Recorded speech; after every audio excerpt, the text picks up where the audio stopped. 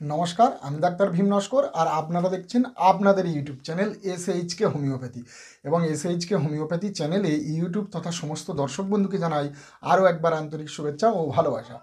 তো বন্ধুরা, আজকে আমি ফরমিকা রুফা হোমিওপ্যাথিক মেডিসিনটি সম্বন্ধে ডিটেলস আপনাদের কাছে জানকারি দেব, যে বর্তমান দিনে এই মেডিসিনটি সবথেকে বেশি পরিমাণে একটা ইউজ হওয়া মেডিসিন।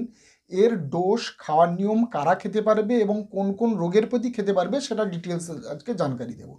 তো বন্ধুরা, আগে জানি যে এই মেডিসিনটা কোথা থেকে তৈরি হয়। আপনারা লাল পিঁপড়ে দেখেছেন? হ্যাঁ, লাল পিঁপড়ে যদি না দেখে থাকেন তাহলে অবশ্যই লাল পিঁপড়ার কামড় তো অবশ্যই খেয়েছেন। মানে কোন লাল পিঁপড়ার কথা আপনারা ভাবছেন? যেটা মাটিতে ছোট ছোট গুঁড়ি গুঁড়ি যে লাল পিঁপড়াগুলো হয়, যেটা মাটিতে বা ঘাসের ভিতরে থাকে, আপনি পা দেবেন, কম বেশি কামড় তো সকলেই খেয়েছে। এই লাল পিঁপড়ার কথা আমি বলছি না। অর্থাৎ যে লাল পিঁপড়া গাছেতে থাকে, কোন গাছে, বড় বড় গাছেতে থাকে, পাতার ভিতরে দুটো চারটে পাতা এরকম গোল করে তার ভিতরে বাসা বেঁধে থাকে। আরও যদি ডিটেলস বলি, আপনারা পিঁপড়ের টিপ নিশ্চিত নাম শুনেছেন, যে পিঁপড়ের টিপ দিয়ে মাছ ধরার কাজে লাগে। অর্থাৎ মাছ ধরার জন্য যে পিঁপড়ের টিপ ইউজ করা হয়, সেই যে বড় বড় লাল লাল পিঁপড়া, সেই পিঁপড়া থেকেই এই হোমিওপ্যাথিক ওষুধ তৈরি হয়। সেই পিঁপড়াটাকে পেস্ট করে, অর্থাৎ ক্র্যাশ করে, সেই পিঁপড়ের টিংচার তৈরি করে, মাদার টিংচার তৈরি করা হয়। আর তারপরে সেটাকে কালচার করে এই হোমিওপ্যাথিক ওষুধ ডাইলুশন ফর্মে তৈরি করা হয়। আপনারা জানলে অবাক হবেন। আর এই ওষুধটার কাজ বর্তমান দিনে আপনারা যদি শোনেন তো অবশ্যই আপনারা বলবেন যে এই কাজ, অবশ্যই এই মেডিসিনটির কাজ প্রচুর পরিমাণে আপনারা পাবেন এই রকম পেশেন্ট।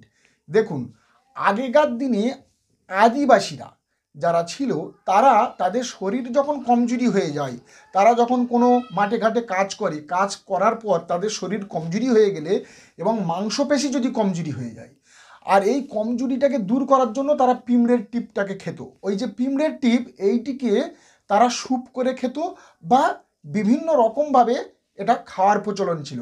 এবং এই পিঁপড়ের টিপ যখন তারা খেত, তখন তাদের শরীরের মধ্যে একটা আলাদা এনার্জি চলে আসতো, মাংসপেশিতে এনার্জি, শরীরে এনার্জি, আর কমজোরিটা খুব তাড়াতাড়ি দূর হয়ে যেত।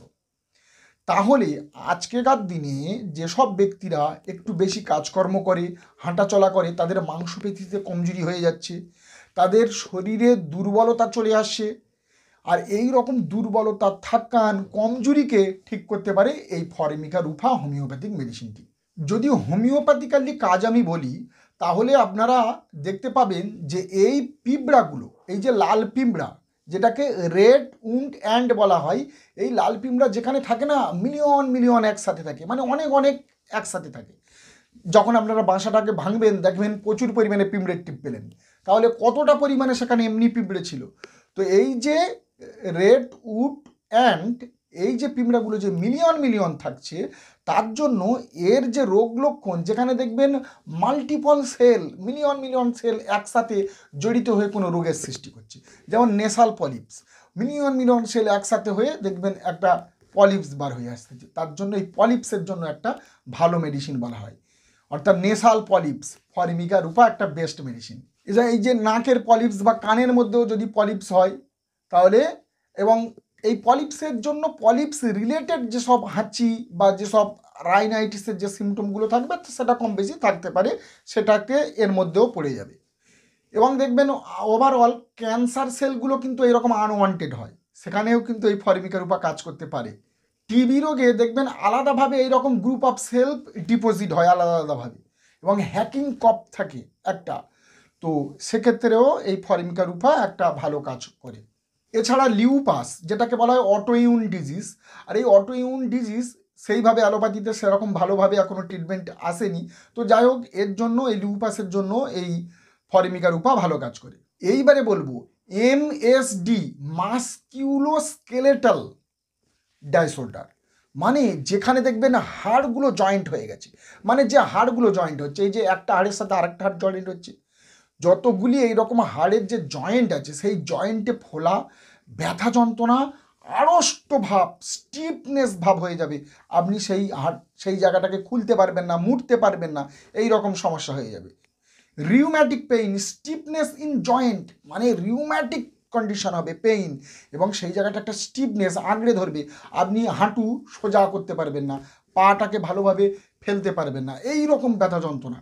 এবং এই যে ব্যথা যন্ত্রণার সাথে পা ফোলা থাকবে, আর এটা না বেশিরভাগ ক্ষেত্রে ইউরিক অ্যাসিডের জন্য হয়, কিন্তু এই যে ফরমিকা রূপাতে বেশিরভাগ পাওয়া যায় যে ক্যালসিয়াম ডিপোজিট হয়েই বেশি পরিমাণে দেখা যায় এই রকম ফোলা, আড়ষ্ট ভাব, রিউম্যাটিক পেইন, আর তার সাথে নামনেস থাকবে, মানে দুর্বলতা, কমজোরি, মাংসপেশির কমজোরি, আর তার সাথে শরীরের কমজোরি থাকছেই, তাহলে ফরমিকা রূপা আপনারা ভাবতে পারেন।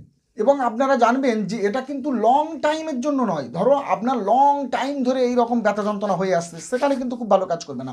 হঠাৎ বেড়ে গেছে, হয়তো আপনার এইরকম আর্থ্রাইটিসের সমস্যা আছে, কিন্তু সেইটা হঠাৎ বেড়ে গেছে, অর্থাৎ এক সপ্তাহের মধ্যে আপনার পা ফুলে গেছে, লাল হয়ে গেছে, বেড়ে গেছে, আপনি পাটাকে ভাঁজ করতে পারছেন না, পার পাতা ফেলতে পারছেন না, সেদিকে ভালো কাজ করবে। এটা একবার রাইট সাইডে বেশিরভাগ হয়, এবং তারপরে লেফট সাইডে আসে।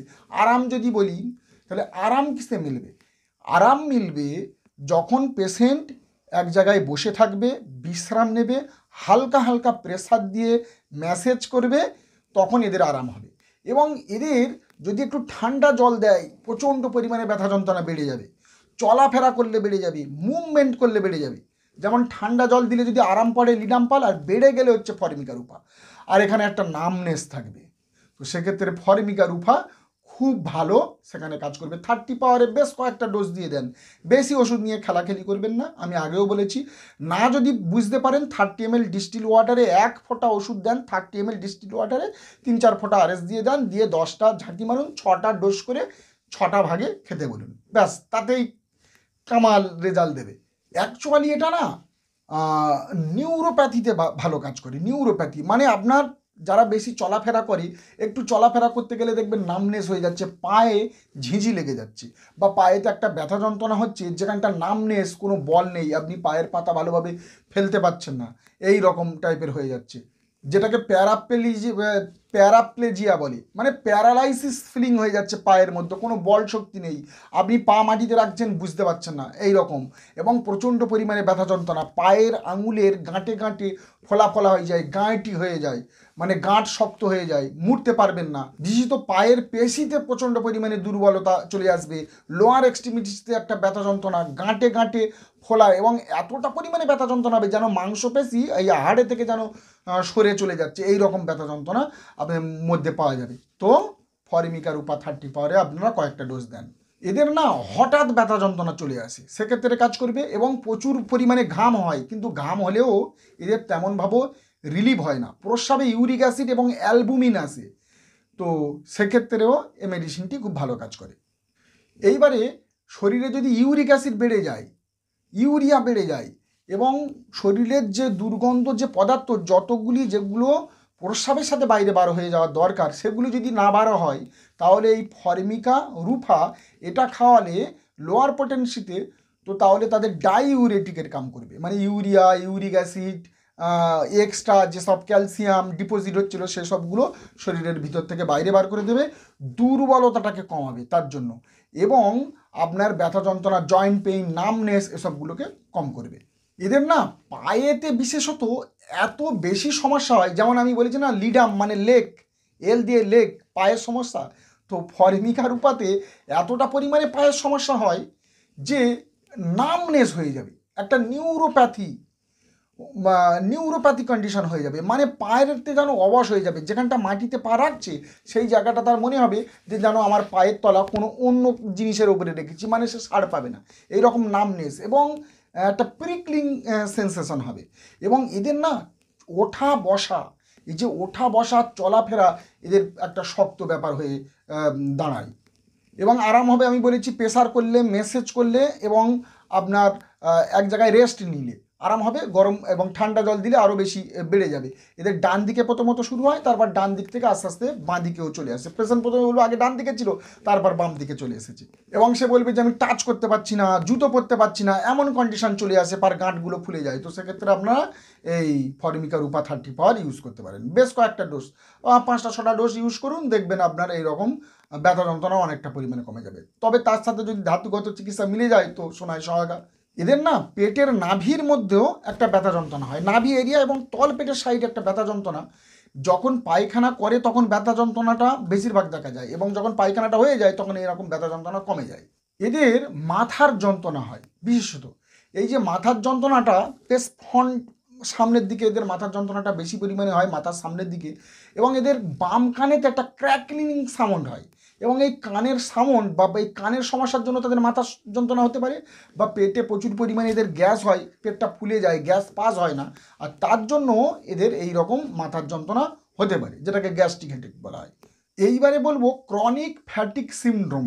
ক্রনিক ফ্যাটিক সিনড্রোম মানে কি, বর্তমান পরিস্থিতি এটা প্রচুর পরিমাণে বেড়ে যাচ্ছে। এমন কোনো লোক আপনি দেখবেন না তার মধ্যে কোনো রোগ নেই, সে বলছে ডাক্তারবাবু আমার মধ্যে কোনো রোগ নেই, বা তেমন কোনো কিছু সমস্যাও দেখতে পাচ্ছি না, কিন্তু আমি কোনো কাজবাজ করতে পারছি না, শরীর দুর্বল হয়ে যাচ্ছে, ওয়েকনেস হয়ে যাচ্ছে, আমার মাংসপেশি কমজোরি হয়ে যাচ্ছে, আমি এতটা বেশি থকান হয়ে যাচ্ছি, কমজোরি হয়ে যাচ্ছি যে আমি আর কাজবাজ করতে পারছি না, আমি বাড়িতে আসলেই যেন নিঢাল হয়ে যাই, শুয়ে পড়ি, আর কোনো কাজবাজ করতে ভালো লাগে না, সব সময় ঘুম ঘুম ভাব, মাংসপেশির মধ্যে কমজোরি, শরীরের মধ্যে কমজোরি, চলতে পারছি না, এই রকম একটা ক্রনিক ফ্যাটিক সিনড্রোম চলে আসে।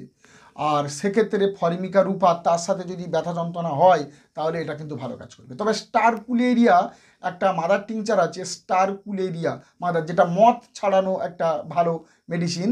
তো এটা ওভারঅল যত রকম মানে আপনার কমজোরির সমস্যা আছে এটা কিন্তু কমজোরিটাকে কুইক ঠিক করে দেয়। তো আপনারা এর সাথে ও মেডিসিনটাও ইউজ করতে পারেন মাদার টিংচার ফর্মে। এছাড়া chronic eczema, psoriasis, hair loss, স্কিনের মধ্যে লাল লাল টাকা টাকা চাকা চাকা দাগ, স্কিন ইচিং মানে স্কিন চুলকাবে, বার্নিং হবে, এইসব সমস্যাতেও এই ফর্মিকা রূপা ব্যবহার করা হয়। এদের আরও দেখা যায় যে পায়ের ঘাম বসে গিয়ে যদি কোনো সমস্যা হয় সেখানে ভালো কাজ করে। আর এ টাইপিক্যাল গাউট, যেটাকে সিউডো গাউট বলা হয়, অর্থাৎ ক্যালসিয়াম পাইরোফসফেট ডাইহাইড্রেট ক্রিস্টাল, যেটাকে সিপিপিডি বলা হয়, এইটাকে যদি ডিপোজিট হয় শরীরের মধ্যে বিভিন্ন রকম গাঁটে গাঁটে, তাহলে ক্যালসিয়াম ডিপোজিট হয়ে যে সিপিপিডি, এর জন্য একটা এমএসডি মানে মাসকিউলো স্কেলেটাল, যেটা আমি এর আগে আলোচনা করেছি, স্টিফনেসগুলো জয়েন্ট হয়ে যাবে, ব্যথা যন্ত্রণা শুরু হবে। তো সেক্ষেত্রে এই মেডিসিনটি সবার আগে চলে আসে। তো বন্ধুরা এই পর্যন্ত ছোট্ট মেডিসিন, কাজ ব্যাপক। তো যারা যারা আমার চ্যানেলে নতুন অবশ্যই চ্যানেলটা সাবস্ক্রাইব করবেন, লাইক করবেন, বেল আইকনটি প্রেস করবেন, যাতে এরকম ইনফরমেটিভ ভিডিও সবার আগে আমাদের মোবাইলে পৌঁছে দিতে পারি। যতক্ষণ না একটা ভিডিও নিয়ে আসছি ততক্ষণ আপনারা সুখে থাকবেন, ভালো থাকবেন, নমস্কার।